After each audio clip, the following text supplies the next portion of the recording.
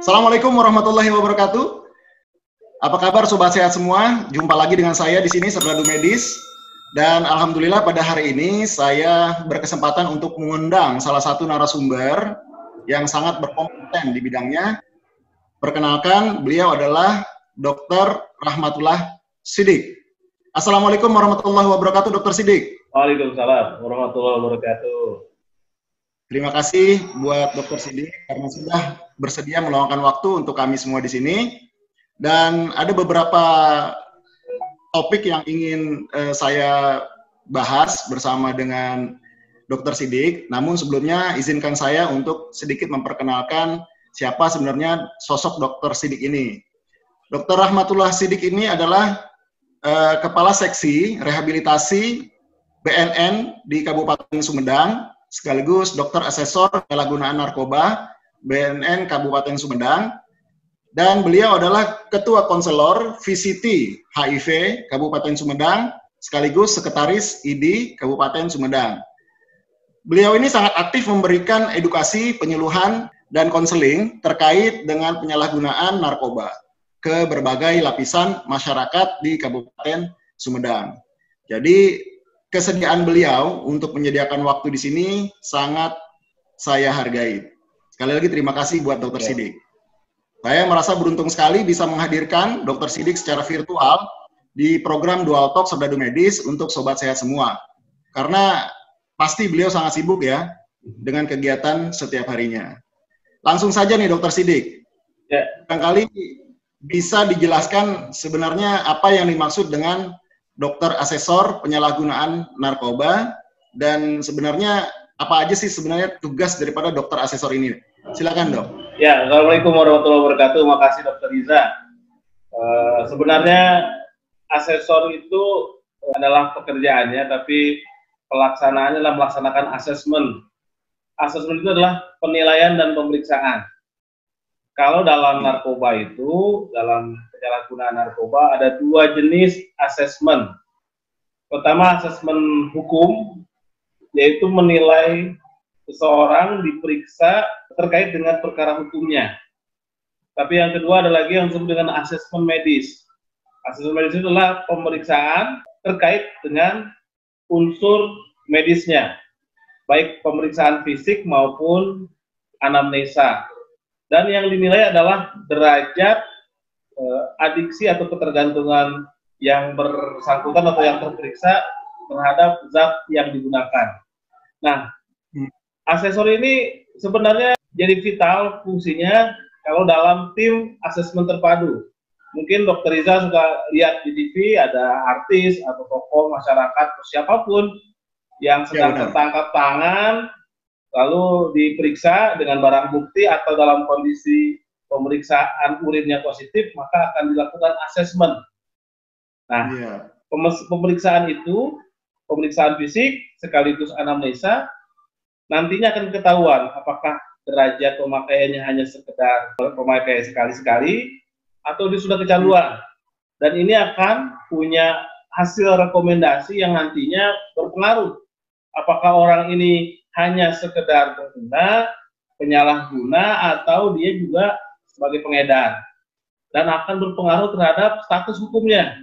Selain itu, ketika ada seseorang dites urin narkoba, tiba-tiba hasilnya ada yang positif, maka asesor bisa melihat atau menilai apakah ini benar-benar sekedar hasil tes yang pure positif atau dia ada negatif false.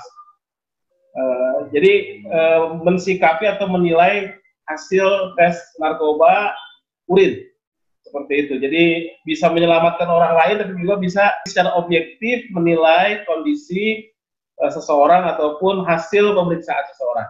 Begitu barangkali Dr. Riza. Iya, tadi saya sempat mendengar penjelasan Dr. Siddiq beda antara pengguna, penyalahgunaan, dan pengedar. Itu bisa ketahuan dari hasil asesmen ya dok ya? Bisa, selain dari asesmen juga dari pemeriksaan barang bukti. Kalau pengedar itu bisa jadi pemeriksaan urinnya atau tesnya negatif, tetapi jejak rekam digitalnya bisa ketahuan atau keterangan tersangka lain bisa ketahuan dia sebagai pengedar. Karena banyak sekarang Dr. Riza banyak sekali pengedar itu bukan sebagai pengguna. Dia hanya sekedar mengedarkan, bukan sebagai pengguna nafza. Jadi kalau tes urin ditangkap hasilnya pasti negatif. Lantas boleh saya tahu perbedaan antara pengguna dengan penyalahguna? Oke, kalau pengguna itu sebetulnya dengan penyalahguna itu hampir sama. Lebih pasnya mungkin pecandu ya. Kalau misalkan penyalahguna itu orang yang dari katakan juga salah guna. Dia sebenarnya tidak perlu obat itu, tidak perlu zat itu, tapi dia gunakan. Ibaratnya ketika seseorang tidak perlu minum obat tidur, dia minum obat tidur. Atau kalau sekarang yang tren obat keras, misalkan saya sebutkan merek, misalkan Comix, anak muda yang tidak batuk, dia minum obat batuk secara berlebihan. Itu penyalahguna. Kalau pengguna itu bisa, kalau pengguna adalah orang yang menggunakan. Orang yang pengguna itu belum tentu orang yang secara hukum dia bersalah.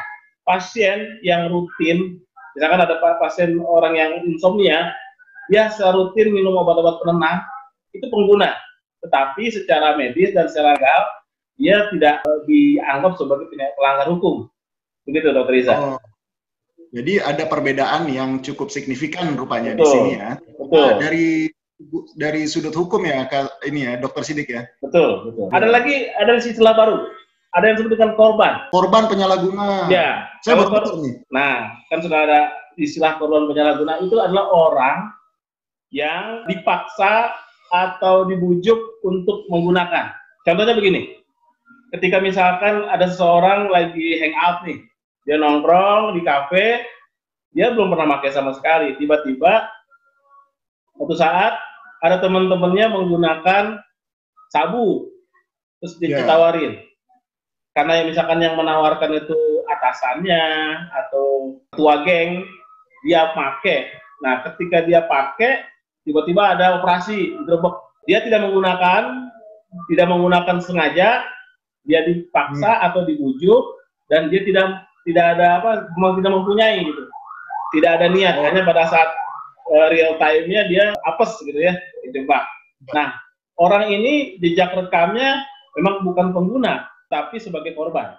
Atau kasus-kasus lain, misalkan di dalam satu geng ada seorang anak cewek gitu, misalkan sama pacarnya dipaksa atau dibujuk untuk pakai. Ketika dites hasil urinnya positif, dia bukan sebagai pengguna, tapi pada saat itu sebagai korban. Nah, secara hukum itu pun akan berbeda kondisinya. Itu ada definisi sendiri. Itu sejak kapan ya, Dok, ada istilah seperti itu?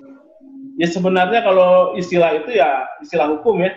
Setelah marak saja. Setelah marak ada penyalahguna. Undang-undang kita, undang-undang narkotika itu ada tahun 2009 ya. Jadi artinya memang selalu berkembang.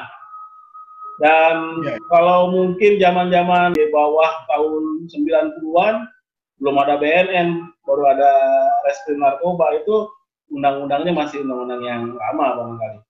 Semakin ke sini ya makin banyak. Dan itu dipengaruhi juga dengan perkembangan jenis zat yang narkotika yang baru. Atau dalam istilah kami itu disebut dengan NPS, New Psychoactive Substance. Jadi zat-zat baru yang sifatnya psikoaktif. Di Indonesia itu udah masuk puluhan, bahkan ratusan. Dan tidak semuanya, ya banyak sekali, dan tidak semuanya masuk dalam undang-undang. Makanya jangan heran, Permenkes tentang NPS itu bisa dalam 1 tahun bisa lebih dari 1 kali berubah. Jadi contohnya, misalkan ada jenis narkotika jenis baru, itu bisa masuk. Yang terbaru misalkan ada kratom, tumbuhan yang mirip dengan narkotika, itu dimasukkan sekarang. Nah, begini Dokter Sidik, ini sebenarnya pertanyaan yang klise ya dari saya, mengingat kita saat ini kan berada dalam masa pandemi COVID-19 nih, Dok. Bahkan mulai memasuki masa yang kita sebut dengan new normal. Nah, apakah ada indikasi peningkatan penyalahgunaan narkoba, Dok, di kalangan masyarakat terkait dengan pandemi dan new normal ini, Dok? Faktanya memang banyak. Mungkin teman-teman bisa lihat bahwa BNN sekarang justru dari mulai Januari sampai bulan Juni ini terjadi peningkatannya.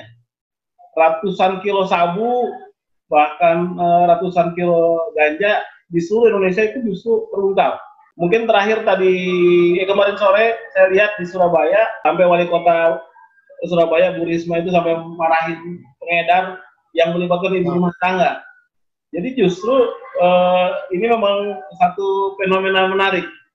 Di era pandemi seperti ini justru pemakaian meningkat. Ada dua analisa ya. Pertama memang dari alasan ekonomi. Karena narkoba ini termasuk bisnis yang menguntungkan. Modalnya modal berani. Tapi Anda bayangkan gini, Dr. Riza, sabu itu kebanyakan dari Cina, 1 gramnya cuma 25 ribuan, 1 gram. Tapi ketika udah sampai di Indonesia, itu kalau kualitasnya bagus, itu 1,5 juta.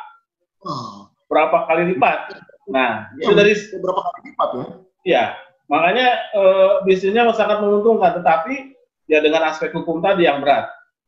Yang kedua itu aspek mungkin kita juga mengalami seorang yang normal saja, yang artinya tidak menggunakan penyalahgunaan narkoba, dalam kondisi stay at home, di rumah aja, tidak bisa kemana-mana, baik anak sekolah maupun kita pun yang bekerja, itu akan ada faktor stresor yang tinggi, sehingga orang yang punya kecenderungan untuk menyalahgunakan narkoba atau memang dia punya jejak untuk melakukan itu, dia justru akan meningkat.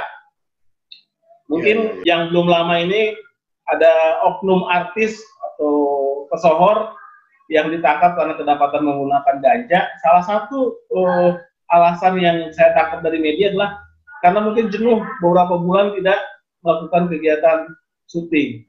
Jadi kalau bahasa anak muda sekarang kegabutannya. Dan ini kalau boleh saya sampaikan, gini, ada kasus kami ada 5.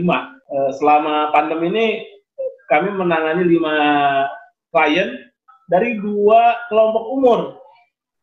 Yang satu kelompok umur di bawah 20 tahun, remaja, dan kelompok umur di atas 30 tahun.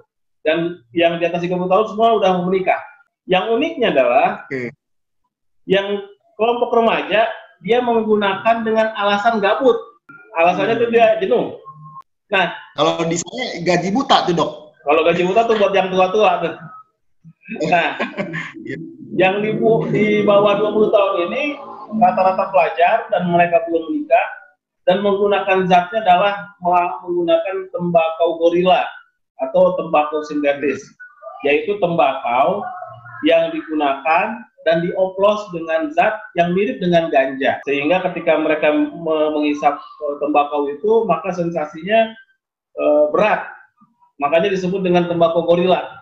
Istilahnya kalau orang sudah ngisap itu seperti ditindih gorila karena langsung langsung down. Nah, itu yang menarik gitu. Jadi di bawah 20 tahun anak-anak remaja dia menggunakan dengan indikasi atau alasan gabut. Sedangkan yang di atas 30 tahun itu yang kebanyakan itu justru menggunakan sabu. Sabu itu secara sistemik dia berefek semangat tinggi ya. Jadi nggak mudah capek, nggak mudah ngantuk, badan segar, dan itu alasannya meningkatkan mood. Dan alasannya adalah ingin mensupport atau ngedoping apa yang dia lakukan. Termasuk pekerjaannya mungkin. Betul. Justru mereka menggunakan, dan saya temukan itu pada sopir. 3 tersangka itu sopir. Sopir itu beralasan saya pakai sabu, diajak teman, dan dikatakan kalau dengan pakai sabu kita kuat kerja. Jadi dengan alasan dia kuat kerja, tarikan banyak, uang lebih banyak, dia pakai sabu. Jadi ternyata pemakaian itu tergantung selain dari zatnya, tapi juga alasannya ternyata. Ini agak menarik ya. Ini kebetulan kami menangani 5 kasus di dalam selama pandemi ini. Dan itu membuktikan bahwa pandemi justru bisa jadi dengan fakta yang ada, pandemi bukan membuat orang lebih tenang untuk tidak memakai, justru ada potensi untuk menaikkan. Begitu, Dr. Riza.